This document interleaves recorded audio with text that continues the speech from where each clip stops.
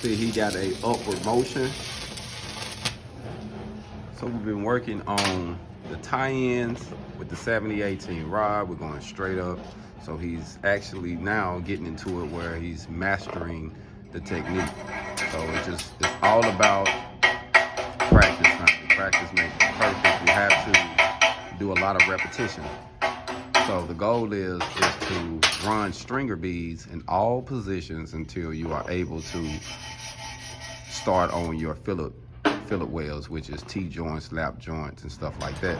But we have to get you where you can master the bead process, to lay a bead, and get it where you can do it the same all the time. That's the goal. So right now, like I say, we're actually entering our 4th week. Today is the last day of this week.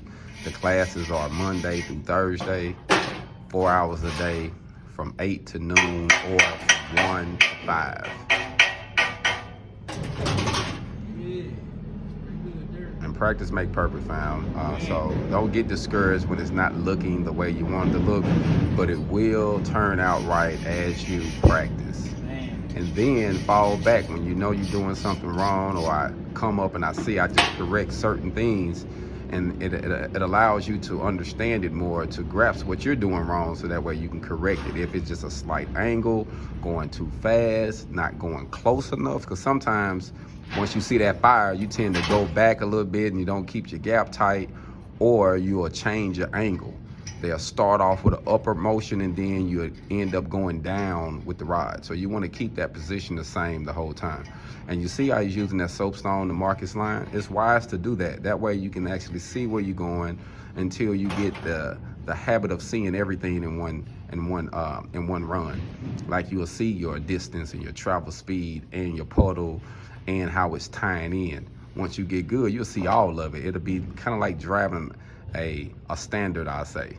You shifting gears, you hitting the speed, you got a lot of stuff going, but you focus, you know what you're doing. It's kind of like a no-brainer. So when you're learning how to weld, there's a few different processes going, but with all of these processes, you can actually get better at what you're doing. Ready back there? Yes, sir, by critiquing it.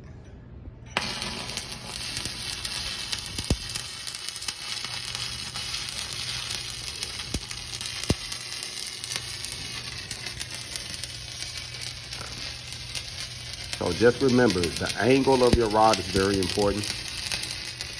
Your gap and your travel speed is very important. And you want to make sure you get comfortable. So before you dive into it, make sure you're comfortable. Make sure you relax, because it's good to get comfortable when you're learning. Because once you start jumping into the field, you might be in some positions where you won't be comfortable. So you have to learn how to do it in uncomfortable situations. So learn to weld as comfortable as possible, so that way the weld can turn out like you want it to. Hold on.